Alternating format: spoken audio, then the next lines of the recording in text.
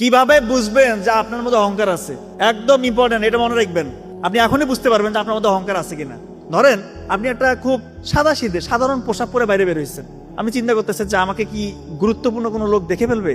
এই যে আপনার একটা সংকোচ বোধ, যে দেখে ফেললে কি হবে, বা দেখেই ফেলছে, আপনার মনের ভিতরে একটা সংকোচ যে ইস, এই ড্রেস আমাকে দেখলো, আপনার মধ্যে অহংকার আছে। একটা মাজলিসে গেছেন, এইরকম একটা মাজলিসে আপনাকে হয়তো বা বসারই জায়গা দেয় নাই, বা পিছনে আপনার বসার জায়গা দিচ্ছে, আপনার মনটা খারাপ হয়ে গেছে যে সামনে বসাইলো না, আপনার মধ্যে অহংকার আছে। আপনি রাস্তা দিয়ে হাঁটতেছেন, আশা করতেছেন যে ওই ব্যক্তিটা আগে আমাকে সালাম দিবে, মানে সে আমাকে একটু সম্মান প্রদর্শন করবে, এই যে একটা ফিলিংস, আপনি ধরে নেবেন আপনার মধ্যে অহংকার, একদম নিশ্চিত অহংকার আছে আপনার।